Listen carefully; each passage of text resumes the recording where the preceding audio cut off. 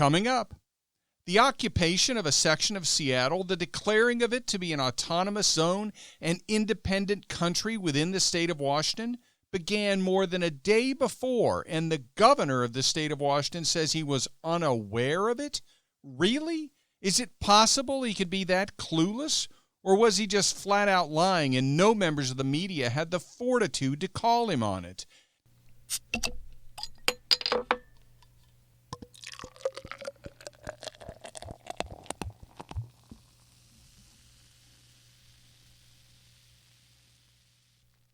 Welcome back to Political Spirits. I'm your host, Franklin Rye. We still stand for the proposition that the left and the right should have a few drinks and talk. Compromise is not a requirement. If those discussions result in us changing or even abandoning our positions, that's fine. If they don't, that's fine too. We just need to talk to each other. In that way, we can unify through speech. And if the discussion becomes a bit heated, at the end of the night, we should still be able to split up the bar tab and be on our way. So what are we going to talk about this week? Let's start by talking about what's happening in Seattle. I'm going to try to keep this one brief because I know you've heard and seen lots of coverage of this already. Although, if by chance the coverage you've been watching has been on CNN or other media outlets on the left, you haven't been getting accurate coverage. Incredibly, 7 blocks in Seattle have been taken over by protesters, including armed protesters, and have been renamed the Capitol Hill Autonomous Zone, or CHAZ. Now, this zone, which is now purportedly, according to its occupiers, an independent or autonomous country, is being patrolled by armed protesters, including protesters armed with AR-15s. If you follow Democrat gun control efforts at all, then you've marveled at the hypocrisy of Democrats and left-wing media commentators who've downplayed what's happening in Seattle. There are 500 people who live in the zone, and it's now being occupied by armed protesters, and the mayor has compared it to a block party and said that it might lead to a, quote, summer of love, close quote. Are you kidding me? Have we actually reached the point in this country where leaders on the left are so disconnected from an awareness of the responsibilities of their office that they ignore the property rights, the safety needs, and the freedoms of the occupants of their cities in favor of the takeover on their property by persons described as protesters, but by their conduct are essentially armed insurgents? As I've watched with dismay what's happened in Seattle, I learned that attempts were underway to form similar autonomous zones in other cities. But unlike the clueless elected leadership in Seattle, most especially the mayor, other cities learned from Seattle's mistake. The takeover effort was tried in Asheville, North Carolina, but the police very quickly shut it down.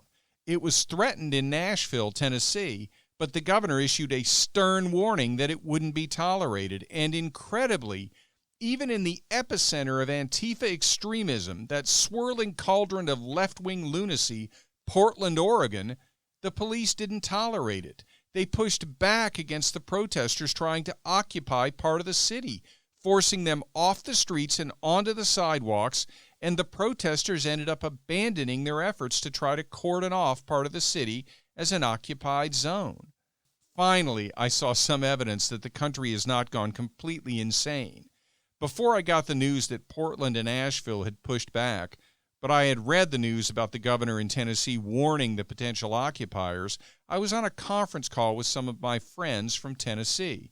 I asked them whether they saw any chance that such zones would be created in Nashville. I knew from my youth living in Tennessee that in those days it would have been responded to aggressively and decisively. No occupied zone would have been created in Nashville in my youth. But I wondered whether Tennessee had changed so much that it could happen now. The response from my friends? Not a chance on earth. There's no way that Tennesseans would tolerate protesters taking over part of the city and declaring it to be their own. In fact, they opined that the residents themselves might stop it. Now that's the Tennessee I remember. So when even Portland, Oregon police are pushing back against these occupation efforts, and Tennessee appears to be as unwilling to accept them as I would have expected, there's reason to believe that these occupations are not going to spread, or at least they won't succeed in establishing new occupied zones. Next topic.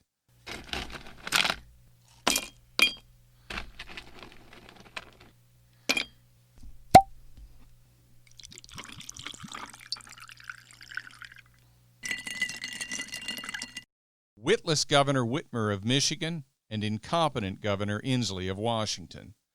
It's been a while since I've talked about Michigan's out-of-control, authoritarian, and clueless Governor Gretchen Whitmer. But the latest news I picked up out of Michigan is so positive because it's so negative for her that I just have to talk about it. You may have been following the case of the 77-year-old barber in the town of Owasso, Michigan. On May 4, the barber stopped complying with the governor's order that all barbershops and salons in the state, even those in rural areas with minimal presence of coronavirus, must remain closed. The state punished him by suspending his licenses and even went to court to get an order enjoining him from operating. An appellate court did issue an order for him to close, but now the Michigan State Supreme Court has overturned that order, and the verbiage used when overturning the order does my heart good. Quote, "It is incumbent on the courts to ensure decisions are made according to the rule of law, not hysteria." Close quote. It goes on, quote, "One hopes that this great principle, essential to any free society, including ours, will not itself become yet another casualty of COVID-19. Close quote. Well said, and let's hope that elected officials in courts throughout the country take that sentiment to heart. There needs to be a cost for the over-the-top authoritarian actions of governors and mayors around the country, primarily Democrats, who were far too aggressive in locking down their states without even attempting to factor in the different population densities of different regions of their states. In the case of Michigan's witless Governor Whitmer, the price she's likely paid is that she's eliminated any chance to be Joe Biden's running mate. I expect she'll face a much more difficult re-election campaign as well. What price do I think will be paid by other Democrat mayors and governors? I think the odds of them losing in the upcoming election have increased. What message does their conduct deliver? Well, it looks like they're far too eager to shut down businesses, to shut down the ability to make a living. They're far too unwilling to recognize the needs of the less populated areas of the state, as revealed by their application of over-the-top lockdown rules in regions that could never be described as densely populated. And now, with multiple major cities suffering rioting and looting, some of them don't seem committed to securing the property and personal safety of their citizens when stopping the rioting and looting is politically risky. Did you catch the interview with Democrat Governor Jay Inslee of Washington when he was asked about the takeover of the Capitol Hill zone in Seattle? What was his response? Quote, "Well, that's news to me, so I'll have to reserve any comment about that. I have not heard anything about that from any credible source. Not that you're not credible, just before I espouse an opinion I should know of which I speak." Close quote. The occupation of a section of Seattle, the declaring of it to be an autonomous zone, an independent country within the state of Washington, began more than a day before, and the governor of the state of Washington says he's unaware of it? Really? Is it possible he could be that clueless? Or was he just flat out lying and no members of the media had the fortitude to call him on it? If the governor of Washington was actually unaware of the takeover of part of Seattle, then he should fire everyone whose job it was to inform him about major developments within his state and then resign himself for his overwhelming incompetence. When I first saw that interview, I was absolutely floored, and I've frankly been down ever since. But as I mentioned, it was the governor of Tennessee warning protesters not to try to create an autonomous zone in Nashville that brought me back. Incompetence exists, weak leadership exists, but just because it exists at the top of government in Seattle and in the state capitol in Olympia, Washington, doesn't mean it exists everywhere. Next topic.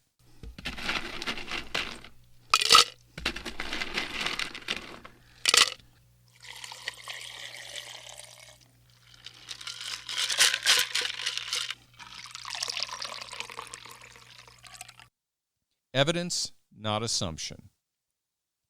I said back in episode 90 that the missing piece in the coverage of the death of George Floyd was evidence that the police officer who knelt on his neck, Derek Chauvin, did so because of George Floyd's race. As I noted then, and as I continue to say, Chauvin's conduct is inexcusable and looks like something between manslaughter and murder in the second degree. And murder, too, is what he's been charged with. But virtually all of the media, most of the politicians who comment on it, and seemingly everyone you meet who talks about it appears to be operating on an assumption about Floyd's killing.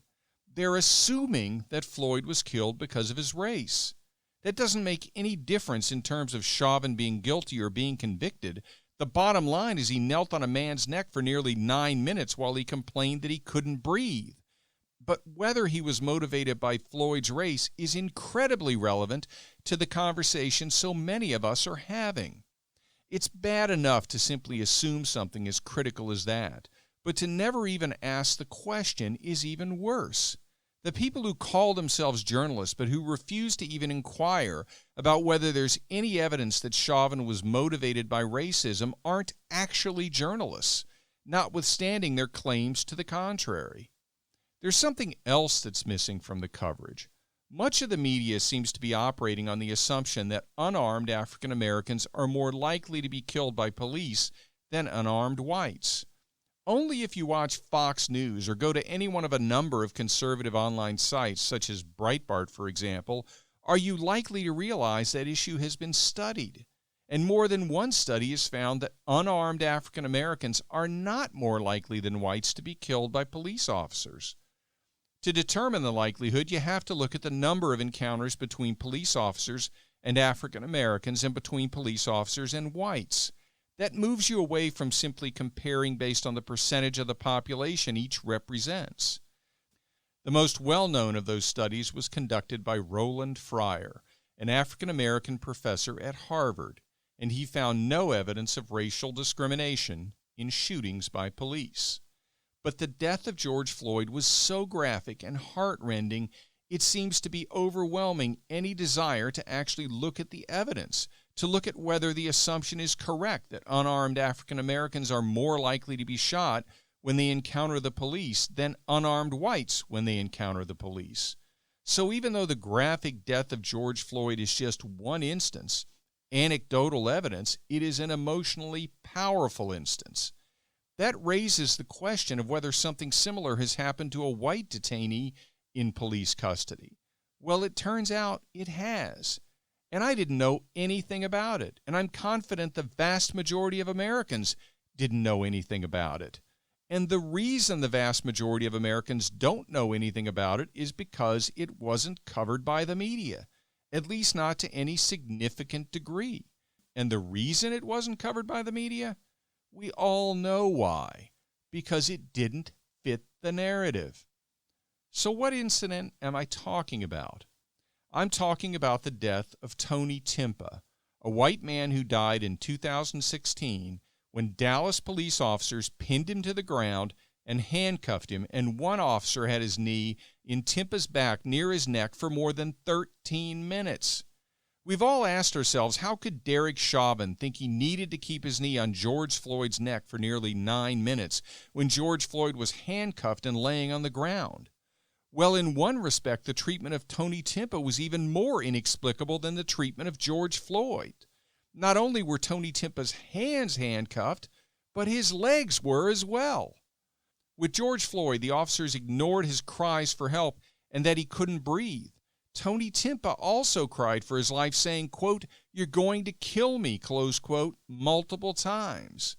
Incredibly, the officers mocked him after he apparently passed out, joking that he was going to be late for school.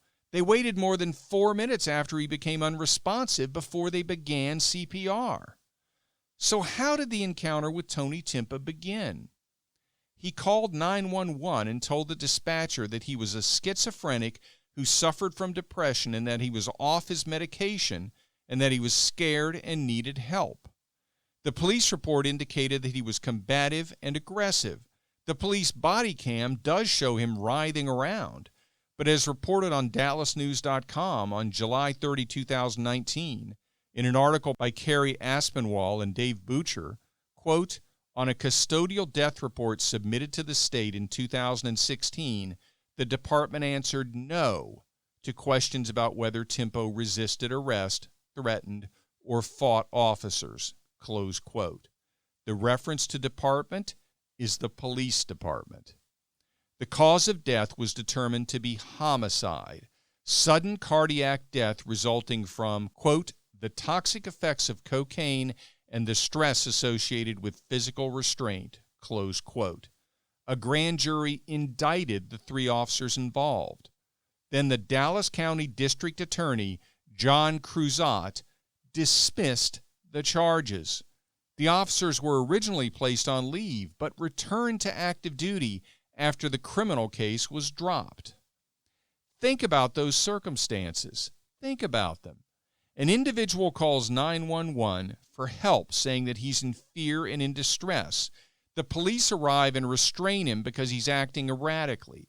They pin him to the ground, bind his arms and legs, and continue to apply their weight to him for 13 minutes as he cries that they're going to kill him. After he becomes unresponsive, they wait 4 minutes before commencing CPR.